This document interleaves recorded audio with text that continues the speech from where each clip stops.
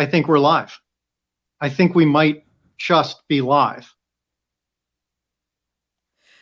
Well, it says on my phone that the event is starting in a few moments. So, oh my gosh, there we go. It's a Well, your phone is slightly delayed from real life, ah. as we've learned.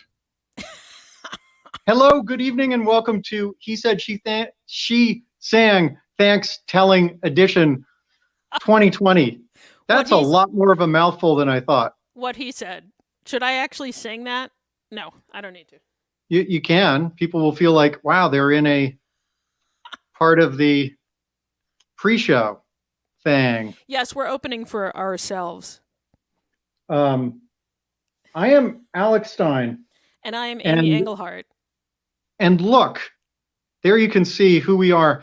And tonight, because it's Thanksgiving, I am right directly underneath the moose head, which is arguably where everyone should be. And I am underneath a duck. At least on the screen, like the StreamYard duck logo thing. Well, don't worry. When I'm not on screen, I think the duck will move, or you'll move. Hi, everyone. Welcome to He Said, She Sang. I feel like we should start again and do like a big take two on this whole deal. Okay. I think that's true of a lot of things this year, so sure. Yeah, exactly. That's true of many, many things this year. These shows, we haven't done one in a while, but these shows are me telling stories and Amy singing songs that also can be stories. Yes. And, some of your stories could be songs if I wrote songs from them. But the one thing that we're sure of, fairly sure of, is Yeah. that I'm not going to sing. You never know. I mean, it's prohibited by law. So Oh, okay. I didn't know that. That must have been the proposition that I didn't read correctly. Hey, I think someone no, it's not that someone said something and we saw it. It's that you changed the banner. Okay. But I think I can go over and look at comments after this. But hi guys, tonight we are going to do a tip jar, but we're gonna give part of the proceeds to Fair Fight Action, which is Stacey Abrams' nonprofit in Georgia, which fights against voter suppression and makes sure people have access to voting and thus and such, because Georgia's, I don't know, kind of important. And we, at least I can say, we still do live in a democracy. Yes, so far. So we feel that every person who is legally allowed and entitled to vote should be able to vote. And that seems like a very simple kind of thing, but apparently we need to say that this year. Our cats would like to vote too. We'd also like to claim them as dependents, but our accountant says we can't. Our accountant has told us that is technically, what's the word? Illegal? Yeah, I think so. Right. I think that we're okay in terms of levels. If you guys think that we're either too low in general or too shouty, for God's sake, say something. But I should also say that the nature of my sound equipment, which is the reason I'm not using a phone and I'm using a webcam, is that I have to put the levels lower and you need to turn it up because otherwise it'll distort. Okay. Well, Somebody, we don't a want professional person told me that. we don't want that. We don't want the distort. No. So shall we start. roll into Yes. this actual thing that we're going to do? Yes. Why don't you take over the screen? All right. I have to hide you. Good luck. So, boom, she's gone, and it's just me. This first thing is called Rainbow Cookies. I remember sobbing, body racked with tears, barely able to breathe. I don't remember what happened or what led to the sobbing. I was 3 or 4. So it couldn't have been anything that was all that important in the cosmic scheme of things. And when you're 3 or 4, little things quickly expand and fill your whole world and your whole body until you're racked with emotional pain that you're sure will never, ever go away. But then my mother gave me one of these things that we called, when I was growing up, rainbow cookies, even though they were technically not cookies, but chocolate-covered petit fours with different colored, soft, cakey layers. And I stopped crying, a seeming miracle. Sugar and flour and eggs and food coloring and chocolate mixed together and somehow magically transformed into something miraculous. All through my childhood, I loved these cookies. I was positive that they were the best cookies in the world, probably the best cookies in history. They came from this one bakery, the next town over from where we lived. We'd go there sometimes on weekend mornings. Me, my two brothers, piled on the long back bench seat of our station wagon. Going into the bakery felt like you were entering some astonishing castle where all the cookies were lined up in neat rows in the display case. And bakers would scoop them up and put them into bakery boxes that they would assemble right then and there behind the counter and tie them with string that somehow came from dispensers hanging down on the ceiling. I remember the bakery so clearly, with its huge space for people to line up and the red and white striped door to the bathroom in the corner. The bakery was in this little shopping center where there was an Italian restaurant that had shelves with bottles of Chianti that had wax from candles dripped down the side. And as a little kid, I thought there could not possibly be anything more classy and grown up than those bottles of Chianti. On weekend mornings, my parents would say, "We're going to the bakery." And there was really only one bakery in my life back then. So we'd jump in the car and they'd drive us there and we get black and white cookies, sometimes sugar cookies and rainbow cookies, and drive home. Was there other stuff at the bakery? Maybe. Bagels? Bread? I can't remember, but does it really matter if there were cookies? But I was a little kid, and then we moved hundreds of miles away from there before I learned how to drive. So I never quite knew exactly where the bakery was or how to get there. Last month, I found myself back in the town where I lived as a little kid. I'd be there for an hour, and I was determined to find that bakery. I asked various family members about the bakery. They couldn't agree on what the bakery was called, where it was located, or whether or not it was still in business. And sure, maybe it's just a sign of how shitty life has been in the last 4 years, but I really wanted one of those cookies. And I'd like you to believe that I planned to bring some back for Amy, but I'm pretty sure I would have eaten them all. Or maybe I'd get a second box to split with her, because I'm not the only one in my household who's reduced to sobbing 2 or 3 nights a week about the hopeless state of our country. I didn't just want these cookies. I needed them. These wonderful miracle cookies that make every single thing right. But when I got there, I couldn't find anything. Who knew that if you leave a place for a few decades, so much would change? I couldn't find the pizza place where they sold slices for 45 cents and where my friend Tommy got banned for life by pouring an entire jar of red pepper flakes and garlic powder into his Sprite.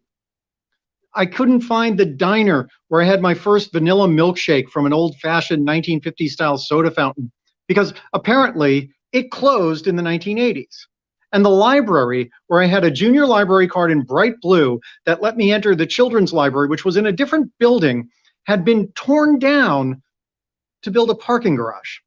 And I wonder what happened to the book of old Superman cartoons they had there, a book I took out once, only to see that somebody had drawn a swastika on one of the pages, which let me know at age 7 that there are some problems even Superman can't solve. Please try not to spill my drink, will you, kitten? Sorry about that. The one place I could find was my old house, but it had been remodeled sometime in the past 40 years, so the front door was now on what had been the side of the house, which is very confusing. Still, I was there, so I drove to the next town over, where the bakery should have been. I got lost pretty much immediately. I guess I was too busy fighting with my brothers in the backseat of the station wagon way back in the day to pay any attention to the route that my parents took to get to the bakery. I was running out of time, and the world wasn't getting any better, so I needed those cookies. I Googled all the bakeries in town, looked up the Yelp reviews, narrowed it down to 3 possibilities. The first one was in a shopping plaza that was laid out wrong. There was no restaurant nearby, and there was a big drugstore that I didn't remember, and a small department store that definitely hadn't been there before. The second bakery didn't sell cookies at all. So I knew that that clearly was not going to help. The third looked almost right. The space was a lot smaller, but I'd been a kid and there was no red and white door to the restroom, but at least there was a restroom. And it makes sense that they'd have painted it maybe sometime in the last 3 or 4 decades. The cookies there seemed like an afterthought, pushed over in a corner to make room for the elaborate wedding cakes, artisanal breads, and more varieties of croissants than should exist in all of Christendom. And there were no string dispensers hanging from the ceiling, so I was tempted to say it could not possibly be the right place. Luckily, the owner was there and it wasn't too crowded, so I asked him how long the bakery had been there. He just bought it a few years ago and said it had been there a while, but he wasn't sure if that meant 10 years or 60. Holding out hope for the miracle cure I've needed so badly for the last 4 years, I bought a few of these cookies. They were good, but definitely not the best in the world. And they came packed in a bag. Who does that? I got out to my rental car and I slammed my fist against the steering wheel. They were good. They were good cookies, but definitely not the best in the world. Theoretically, at least, I'm an adult. Theoretically, I could get cookies any damn time I want and eat them any damn time of day. Theoretically. But that's not enough. Why couldn't I find these magic, best in the world, conquer any foe cookies? Why isn't there a beacon pulsing out from the bakery like a chef's bat signal, making it possible for hungry pilgrims to find their way to the best cookies in the world? I mean, is that really too much to ask? Because the next time something painfully stupid happens politically, or something hurts so badly that it seems to cover the entire country in pain, and I feel like sobbing with every ounce of energy in my body, why can't I have those cookies?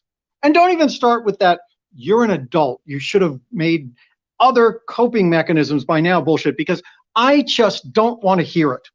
And sure, some people might wonder if these cookies from my childhood were really ever all that great, and even speculate that there are no baked goods in existence that have the power to work miracles. And to those of you who think that, I can only say, fuck off.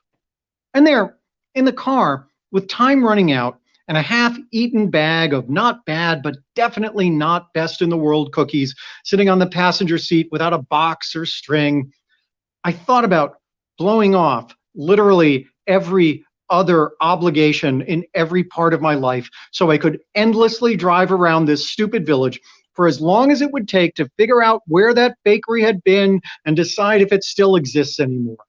I had no time left, but I still needed those cookies. Because surely those freaking cookies will be enough to restore trust and order to the White House, make greed and dishonesty disappear forever, and finally, once and for all, vanish COVID-19. Right? And then my phone buzzed with texts and emails and a dozen reminders of things I needed to get done because I'm not 3 years old anymore. I have responsibilities.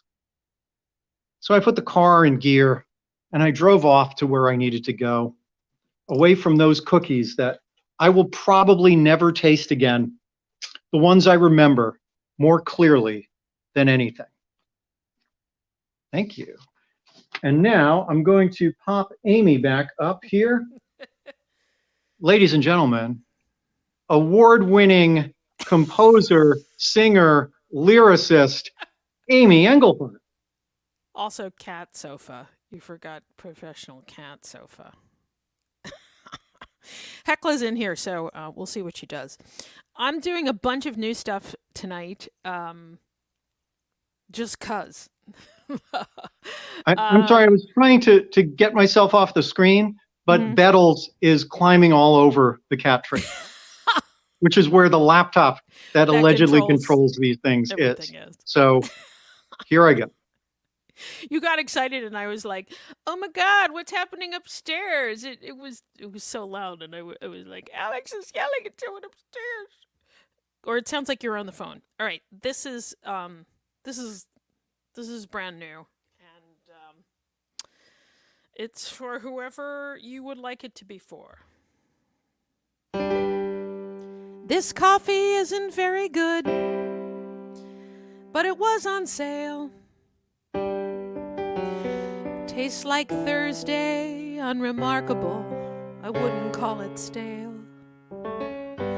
This coffee isn't very strong, but I like its feel. Tame and cowardly, but drinkable. Sometimes it's a meal. I'm here. I'm here. At least through New Year's.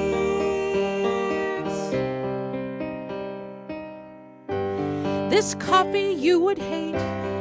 Such a snob for beans. All the sour faces condescending, mocking me for using cream. Bitter, brilliant, just like you, till you lost your buzz. An old peacoat pocket, holes where a silver lining was. I'm here. I'm still here. At least through New Year's. Rockefeller Center, snow in Central Park. 5 p.m. and it's dark. Dinner at the diner, crayon games and truth. Mismatched mittens in the booth. This coffee disappoints a ghost, but it has to do. I'm like Thursday, unremarkable, and dreaming of you. I'm here. I'm still here. I'm here. I'm still here.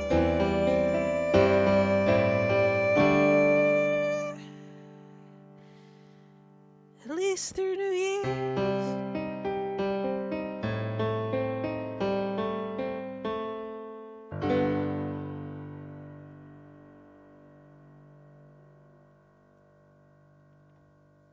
Thank you. That was actually inspired because I bought some coffee that was like bad. And but it was bad in a good way. And you know, I know so many people in the Northwest, some of whom are here tonight, who are total snobs for coffee, and I know they would mock me for even entertaining the idea of drinking it. But you know, it was $4.99, and how can you?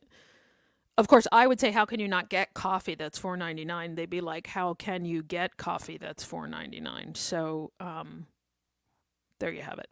All right, this is also a new one, and it's probably way funkier than me. So, I'll see you on the other side.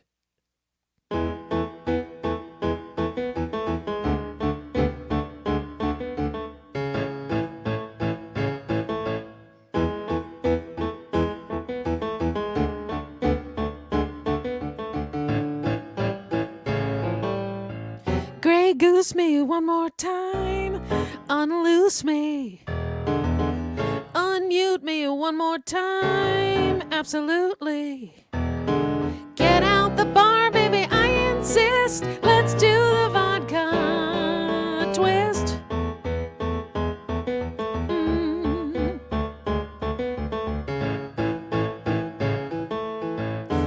5 o'clock somewhere every day, just rock me. Whole lot I don't care, out of my way, come shock me. Break out the bar, baby, fill my fist, let's do the vodka twist. Tell the kids to go play in the yard, this is too hard. Turn up the news, we can cut a bigger rug and get my Ruth Bader Ginsburg mug. Save the lecture, baby, save the whales. I made some ice for cocktails. Count the days till the days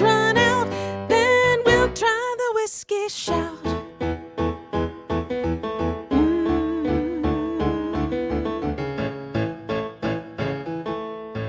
Whose fault is it I'm annoyed, senorita?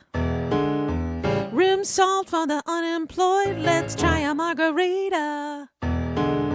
September, baby, I just missed. Unscrew the vodka, pour me some vodka, let's do the vodka twist. Oh, twist. Oh, vodka twist. Vodka twist.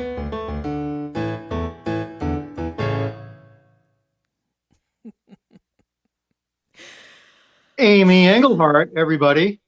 And if you see on the bottom of the screen, there's a website there, www.amyengelhart.com, which is home to all online things Amy Engelhart.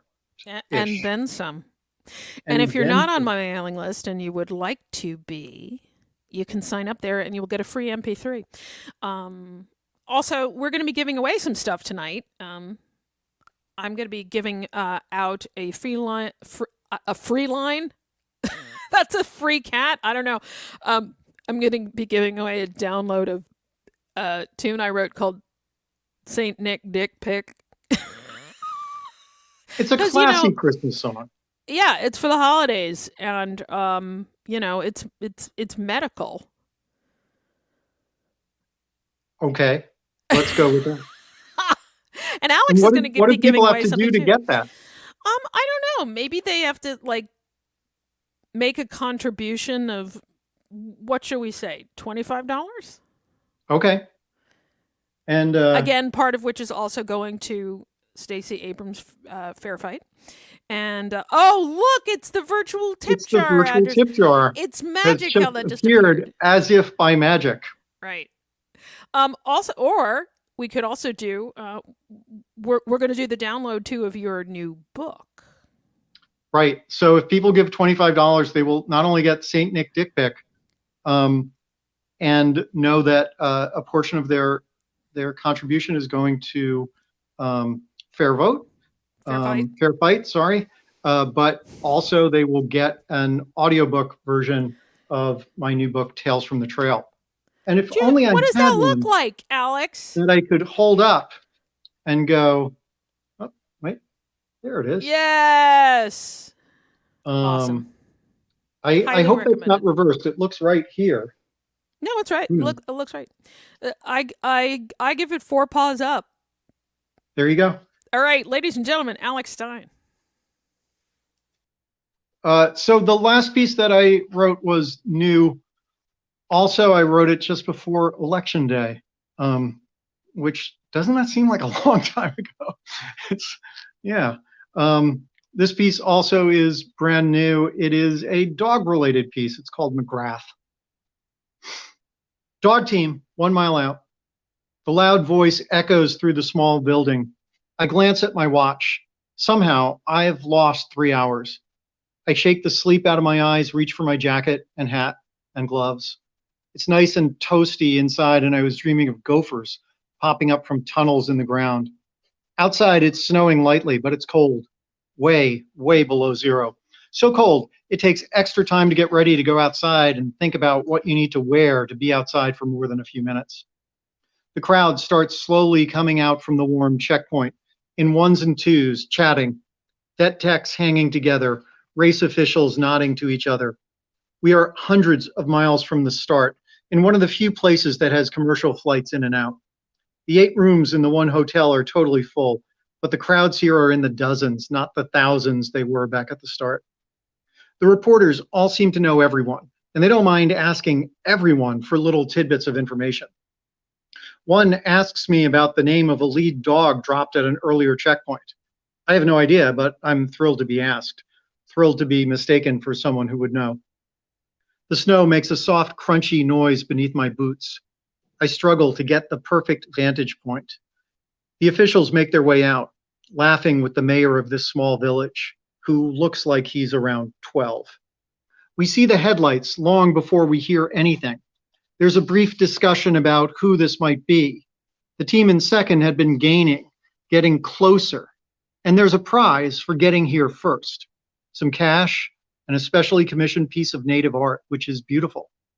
The first musher in pauses for a few minutes. He's done this race dozens of times, won the race 4 times. He knows the drill, but I can tell he loves all of this. He's handed the cash and the art. Pictures are taken. He gives the cash and the art back. He'll get it again in another 600 miles at the banquet in a gym in Nome, where all the teams will have safely finished. He jokes with one of the reporters, waits for the vets to examine his dogs, and takes off. He's not going to win this year, but none of us know that yet. Everything is still possible here for every musher and every dog. And as the musher moves out onto the river, his dogs are true and fast. I can hear him softly talking to them for a while, longer than should be possible. Sound does strange things on frozen lakes. It is 42 degrees below zero, and I've been outside for 10 minutes. The reporters are already back inside. The vets and vet techs followed close behind, and the race officials. I hang out with a small group of locals. They ask me what I'm doing there. I don't know how to describe what I'm doing there. I don't even know that I understand it, so I don't try to explain it. If I explained it all, it would take 45 minutes and we'd all freeze to death. But I have to say something. So I pause and think about how the world seems to be getting smaller and smaller. And if you remember the night bin Laden was killed, there was a guy live tweeting what was going on from the next building over. And that was available to everyone who was on the internet all around the world. But this race, this 1,000 miles through the wilderness, this is still big in a world where everything feels smaller and smaller. It's simply impossible to know and understand this whole race at once. But how do I explain what that means to me and why I want to chase after that feeling of being part of something unknowably large? And how to tell them that I'm going to wrestle that feeling that I can't even articulate into a 90-minute documentary shot on a palm-sized prosumer camera with a crew that most of the time consists of me and with a budget that is basically non-existent. It all just seems way too complicated and impossible to put into words. So I just say, I'm chasing something, a feeling I want to capture. And they shrug because, frankly, that's good enough for them. They pause for a moment to see if I want to add anything else, but I'm done. I'm good. I stay quiet. There's a lot more, sure, but that's enough for now. I am chasing something I'm sure is right here, something I hope to capture if I can just get myself to the right place. And even if this isn't exactly the right place, planes fly in and out of here, and I can get what I need. I keep telling myself that. Still, I feel out of place, like I'm intruding, like I'm interrupting something very important, even if the people here have forgotten exactly how important it is. I wander out onto the frozen river, listen hard and hear animals off in the distance. I'm not quite of this place, but not quite separate from it. The snow seems so peaceful.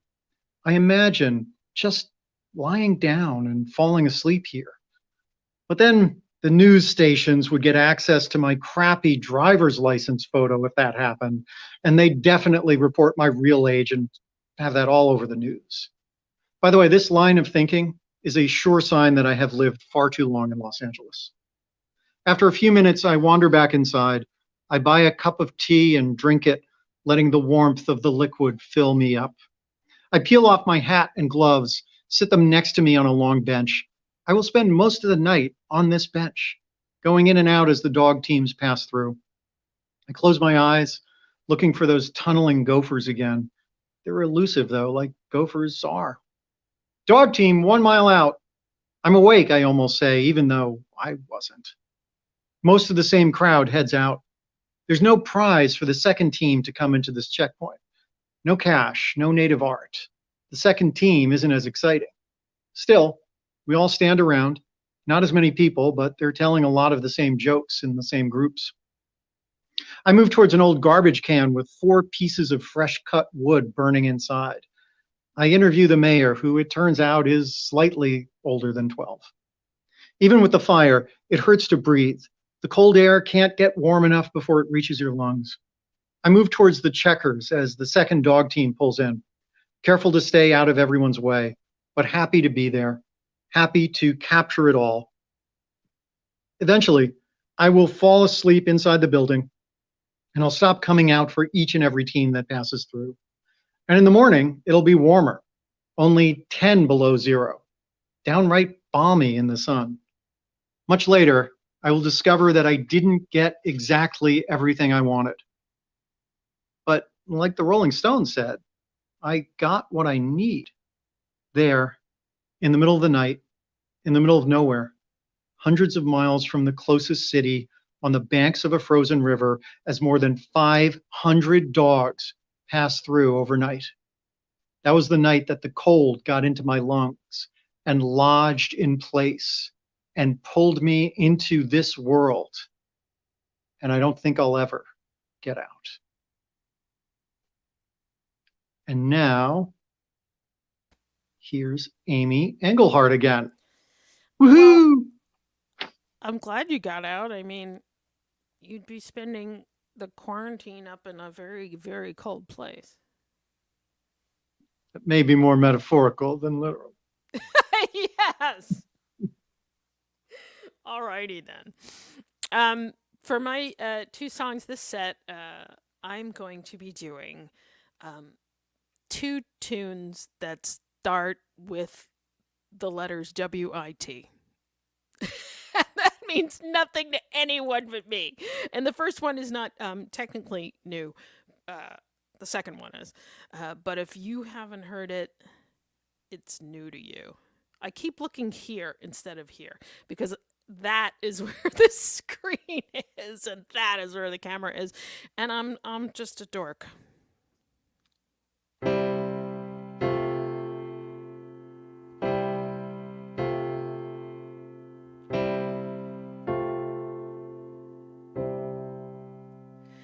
Knew that I should visit, knew I should go, but what would I say to you? I didn't know. Sat with all the questions, wishing it weren't so. There's nothing useful I could bring. Then I thought of one thing.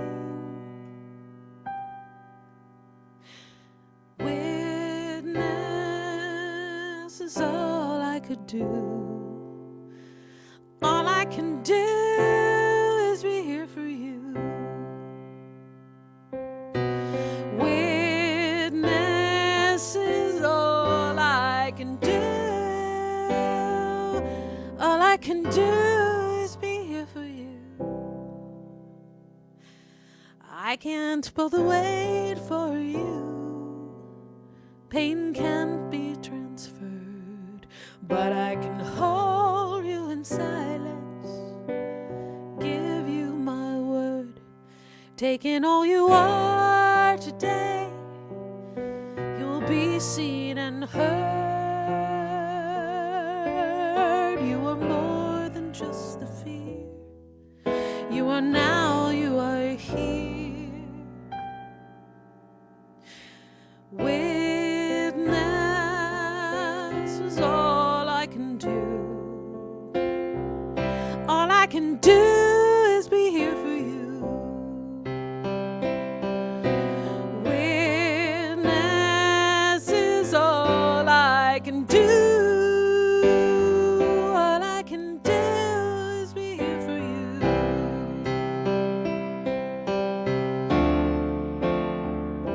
And when I'm called to testify, and when I'm called to testify, when I am called to testify, I will say, witness was all I could do, but I was a witness to the wonder of you.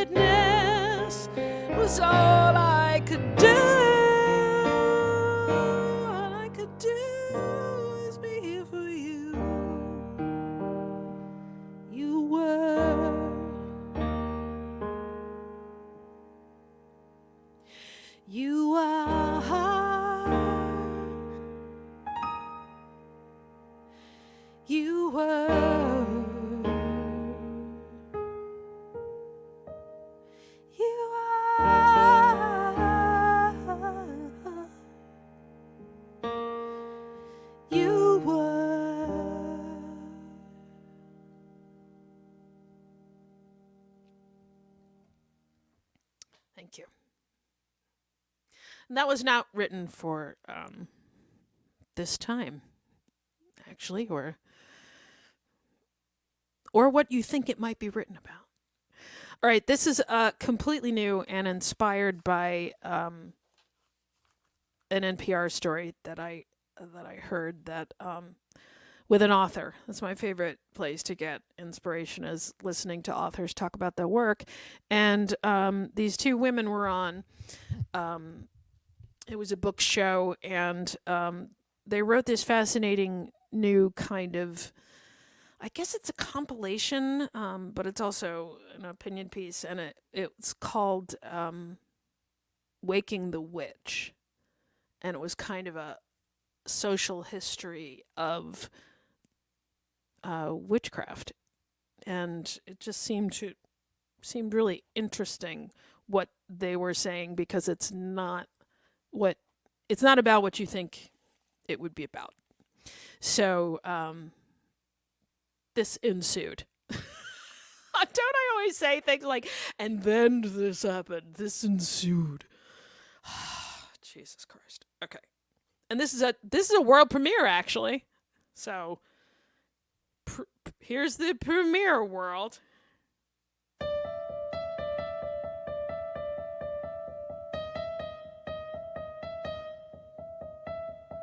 You won't be leaving. The door is locked. You should have thought it through before you mocked her. You won't be moving. The spell is cast. Your careless, clueless words will likely be your last ones. She didn't choose the word. She doesn't use the word. But if the shoe fits, that's it. You woke the witch. You woke the witch. You went too far. You woke the witch. You woke the witch. And here we are.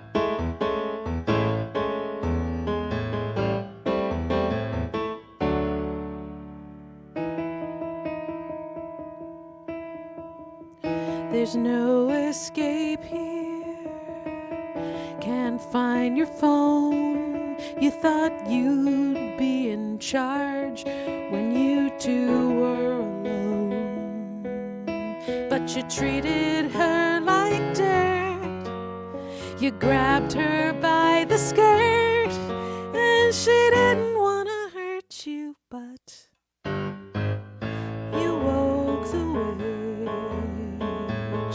You woke the witch. You woke the witch unprepared. You woke the witch, and now who's scared?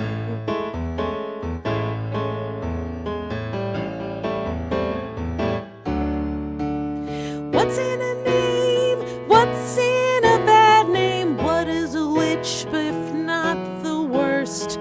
Someone who's other, so very other, different or weird or maybe cursed, or someone who doesn't follow or wasn't born here or has your color eyes.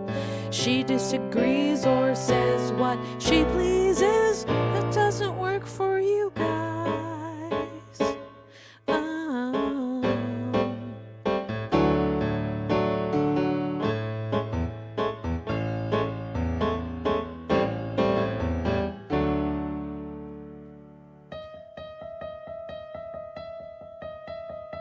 You've made her angry.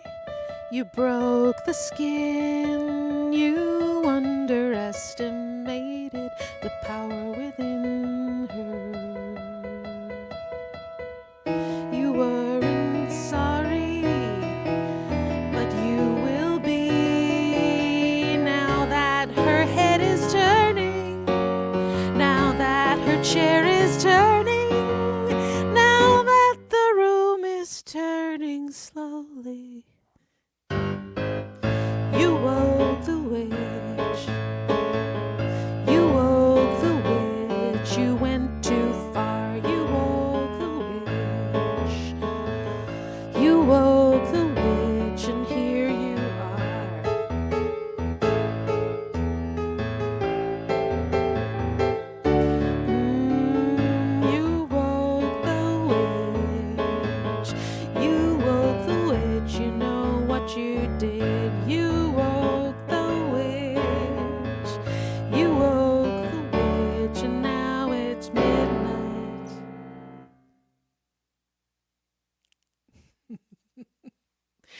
see what I did there? It's WIT for witness and WIT for witch.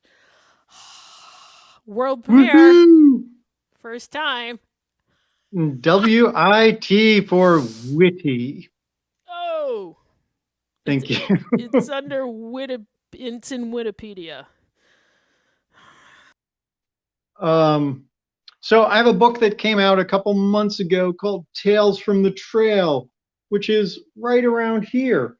And I'm just going to pop this up for a second. It is short fiction about dogs, mushing, and sled dog races. And I wanted to do a piece from the book. These pieces in the book are almost all about dogs or some aspect of dog lifestyle. It's ironic that we do not have any dogs. We have 2 cats, one of whom is very sweet and wonderful. And this is called A Feline Rebuttal, which ostensibly was written by our cat, Bettles P. Kotzebue. You want to do what now? You want to watch dogs? You want dogs on TV and on your computer and on your phone? You want to fill an entire book with stories about dogs and mushing and sled dog races? An entire book? Well, that just seems rude. You know, you have a mini Jaguar right here in the house with you, right? Have you seen me hunt down and kill flies? Are you unaware of my prowess at running up and down the stairs at 4 a.m. for no apparent reason?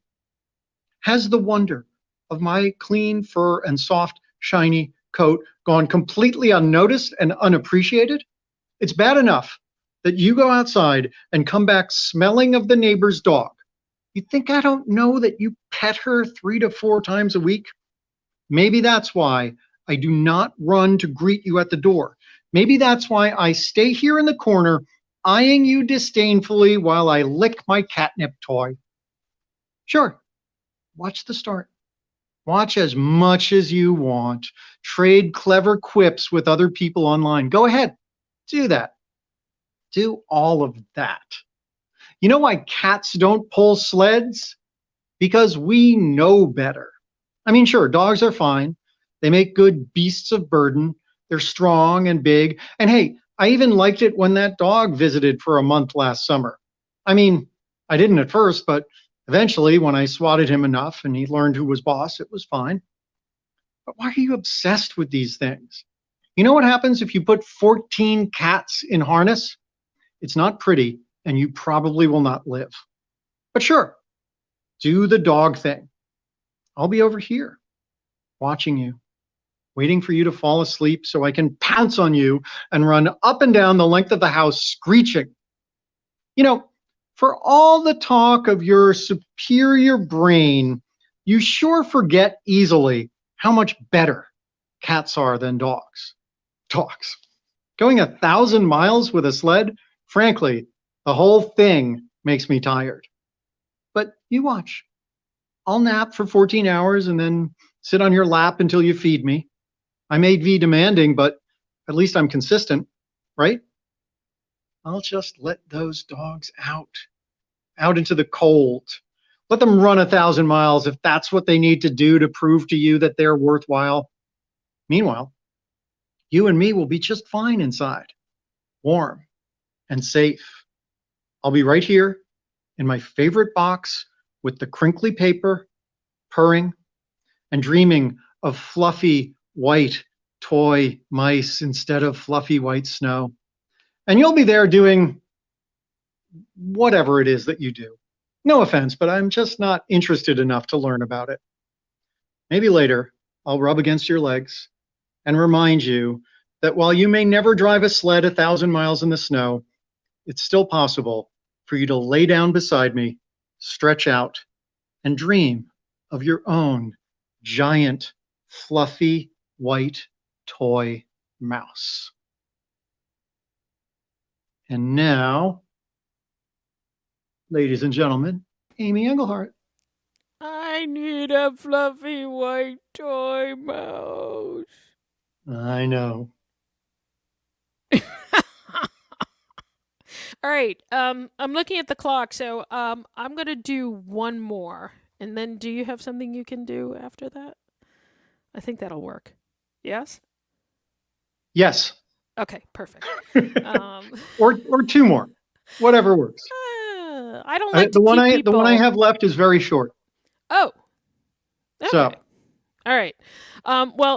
This is also a fairly new one. I may have done this in our birthday show, but I'm not sure. But it's something I know we're all feeling, and a version of this was recently on the FumpFest 2020 conference collection. FumpFest is the funny music project, and those are these great people who usually have a convention in Chicago each August, and I was supposed to be there this year. Obviously, I was not, but I did their online version, and they took some footage from there. All right, are you ready? All right, how do I start this one? Why am I asking you?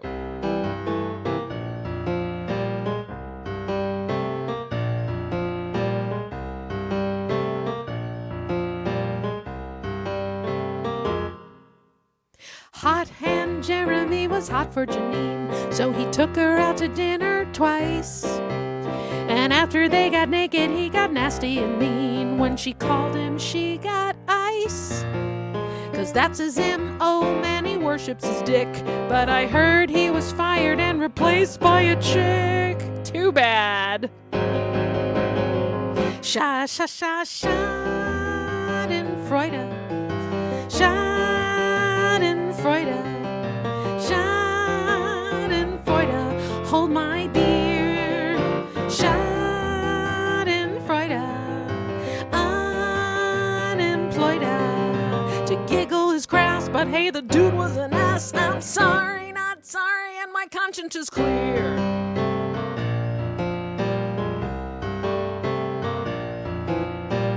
Main brain Susan led the trivia team, but was upstaged by Kim Bates. Kimmy got a pony for her sweet 16 and had Latin and atomic weights. But Susan dosed Kimmy's coke to sideline the bitch. Sam saw her do it and he pulled a big switch. It was right before a match. Schadenfreude. Schadenfreude. Schadenfreude struck a nerve. Schadenfreude. Those plans destroyed her. I shouldn't laugh, but that's a hoot and a half. I'm sorry, not sorry, you get what you deserve. It doesn't bother me when you get hurt. It's a cartoon injury. Sometimes it's funny, 'cause it's just desserts. Until stuff happens to me. Until shit happens to me. Shit happens to me. Shit happens to me. Shit happens to me.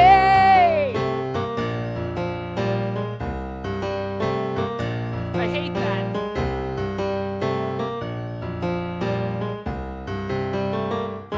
I hate that shit. Judge Roy Thomas was a racist coot with an I love 20 stench. Jewish, black, or female, then the point was moot, and he was welded to the bench. But then naked pictures of the judge wound up online. He was quite unattractive, but the other dude was fine. Schadenfreude. Schadenfreude. Schadenfreude. One more time. Schadenfreude. You can't avoid her.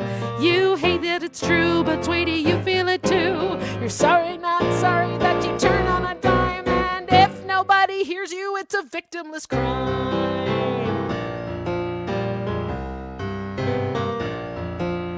Sha sha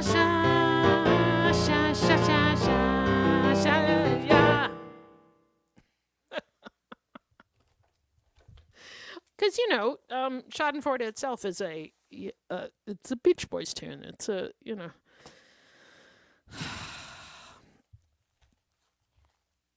I think maybe you should go, Alex. And then maybe I'll close out with a very short coda. Okay. So while you're still here in the stream, just wanted to mention again that right about there should be the virtual tip jar. This is a totally free event. If you are struggling, if you are out of work, please just enjoy this. This is something that we wanted to do for all of you. If you are working, if you are more financially secure than a lot of people and you would like to make a donation, please feel free to do so. There's not a lot that people can do these days. You can't really go out. You can't go to the movies. You can't go to concerts. You can't see Broadway shows. So if you want to think of this as, like if I were going out, I might spend $10 or $15 on something. I might buy a beer or a Cosmopolitan for $10 or $15, and you want to just put that, where's my hand? In the virtual tip jar. Feel free, and we are giving a very healthy percentage of that to Fair Fight to help guarantee that everyone who is legally allowed to vote can vote, and to fight voter suppression. And we, as a thank you for people who give more than, what did we say, $25? We did. 25 or more. You will get a Saint Nick dick pic and an audiobook of Tales from the Trail. So I used to sometimes give these is a download card, and I used to give these away sometimes in Chicago at the Harry and Judith Christmas show, which I do every year at Evanston Space. And that's where I actually premiered Saint Nick dick pic, both in the Harry and Judith shows in LA and Chicago, and I think those are the only people who've seen it live. Well, not the dick pic, but I feel that I should proactively say that we are not actually going to send you a dick pic of Santa Claus. No, because it's a tune. There's so much wrong with that we just don't have time to discuss it. That's why I wrote a song about it. There you go. Because there's so much wrong with it, I didn't want to discuss it. Indeed. But of course, it is more like a James Brown tune. So this last piece that I'm going to do, and then we'll come back to Amy to close out. But the last piece that I'm going to do, I wrote this last Sunday, so 6 days ago, and my goal in this was to write something lighthearted and funny that was not about death. So I kind of failed in those things. This is called Petrichor. And by the way, it's okay if you don't know what petrichor is. You'll know by the end. I didn't know until 6 days ago. The clouds swirl above, large and gray, moving silently. Wind, steady and strong, pushes them along. I smell something, not the rain. The rain has no smell. And the rain's not here, not yet. Still, organic matter breaks down as the world decays in silence around us. And we go on, oblivious. Earlier in my life, I didn't notice this. I noticed changes in weather and season, but everything seemed new and I had no time for decay and death. Only later did that change. And that's not really right. It didn't change. It was there all along. I changed. I move slower and more deliberately these days. I'm deeply ingrained in the world instead of gliding above it. Old ideas that I clung to fell to the wayside. Maybe someday I'll run a marathon without training, just power through on sheer force of will, I once thought. That now seems impossible. Still, didn't I do other things that now seem impossible and untethered to this world? Did I drive 18 hours straight from Los Angeles to Seattle without stopping except for gas and restrooms? stay up 3 nights in a row finishing a thesis, stand all night in sub-zero temperatures waiting for the return of an unfaithful girlfriend who lied to me and snuck off to sleep with my former best friend. Yeah, I did all of that and more. Even though it sometimes seems like it must have been someone else that all those things happened to. My memories drift by like clouds until the air shifts, humidity increases, a dryness permeates dirt and rock and organic matter down below that we hadn't noticed before. Slow decay and rot provides a shifting foundation for our lives, making a lie of the myth we all live by that the world beneath is solid and unchanging. For that, thank geosmin, a small bacterium we safely ignore most of the time, a complex alcohol compound powered by deterioration, an integral part of the decline and fall of all things natural. The air moistens just before rain arrives. An otherwise imperceptible increase in humidity precedes the rain, causing geosmin to release tiny aerosols into the earth. And as molecules shift, the human nose, inefficient in so many other ways, picks up the scent. We are very sensitive to this. We are all now, as we always were, careening, albeit very, very slowly, towards chaos and disorder. The center cannot hold. We can't keep it together. We are destined to see everything crumble. Still, we hope to keep it all together for a while. This hope is grand and eloquent and doomed to failure.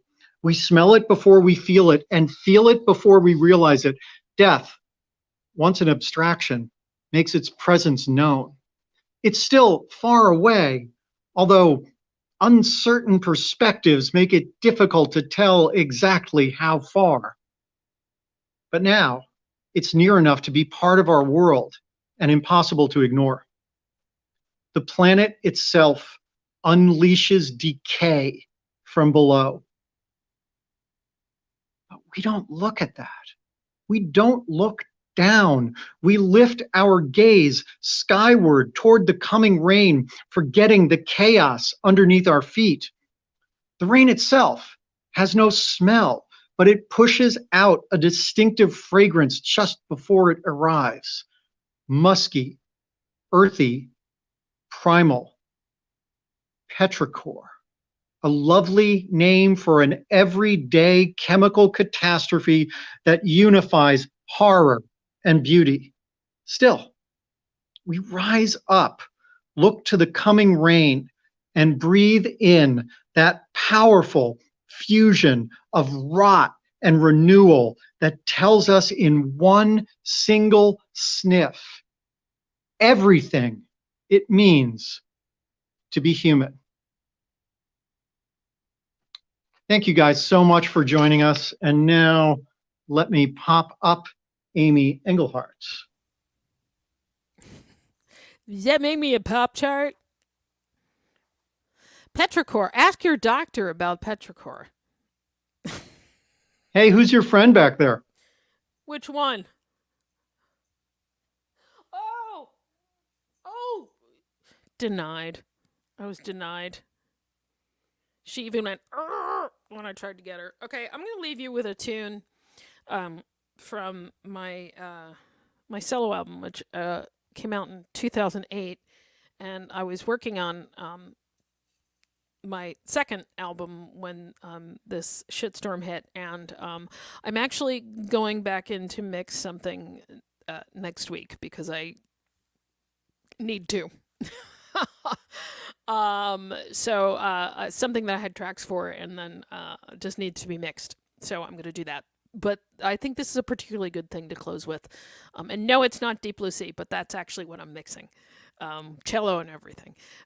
So I want to thank you all for being here tonight. I know we ran over, but sometimes it happens. And thank you all of those of you who have contributed, and also those of you who have contributed by watching, because the thing that I miss most in this time is collaboration, and that includes not just only with other artists and with people in person, but collaboration with an audience. And that's a hard one.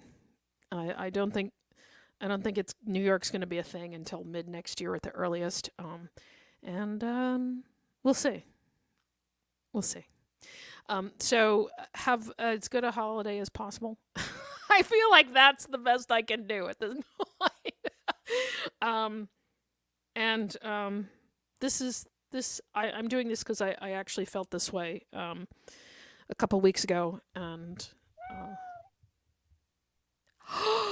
baby face. Oh, she had to. We had to. That's Bettles.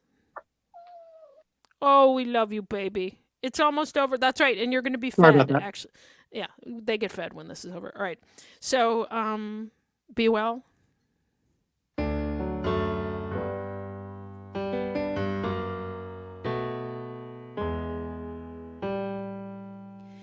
In the final hour of a slow decline, at the end of the rope, there's still an ounce of hope. Though it's back in the corner of a box in a drawer, there are trace amounts, although the hope is just an ounce. But hope, like a seed, can grow strong among the weeds and funnel in the darkness towards the sun. And hope, like the truth, finds a home and takes root. And if you give it water, it'll run in a deep, dark confusion. Look no further than yourself when you think you cannot cope. There's still an ounce of hope. Fix your focus on the good things. Find the reasons to go on. It's your faith and love that counts, and hope will grow from just an ounce. Yeah.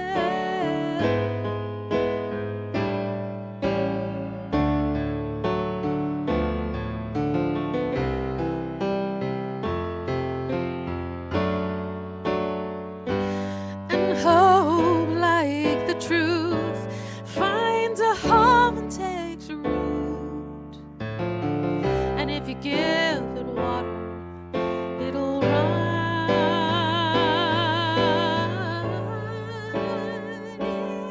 in a deep, dark confusion. Look no further than yourself when you think you cannot cope. There is still an ounce of hope. Keep your focus on the future. Find the reasons to go on. It's your faith and love that counts, and hope will grow from just an ounce. Yeah. Hope will grow from just an ounce.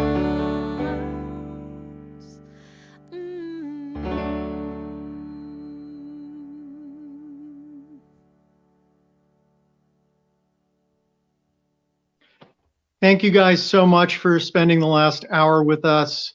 We, more than anything, would like for you to stay safe and healthy. There's a lot of stuff that we want and we all need to do, and we look forward to all getting back to that. Also, and I look forward to seeing all of you in person, which will happen. So we're going to leave this up on the YouTubes if you would like to share it with other people, and we will not make this donation until maybe Monday. So you can share it with other people, and perhaps they would like to contribute and get a lovely hour and change of songs and stories as well. But we thank you for supporting artists and wish you well. And as we approach the end of the year, have a great holiday season, whatever that means to you, whether Don't it's go winter anywhere. solstice or Christmas or Kwanzaa or Hanukkah or anything else I've forgotten. And by the way, isn't Amy's shirt awesome? Amy Oh has the yeah, Avengers featuring Ruth Bader Ginsburg I shirt. do. Got this at a March. You should show them your shirt though. I love your shirt, and not just So because I my gave it shirt to you. has dog teams on it. And then my other, I think I'm too short, but I've the never heard that t-shirt, before. yeah, it happens. The t-shirt that I'm wearing says I should come with a warning label. So there you have Definitely, it. we all should. Um, All right, I think it's time for pie. The time for very pie. last time for pie. It is time for the Good night, very last everyone. cheesecake. Be well.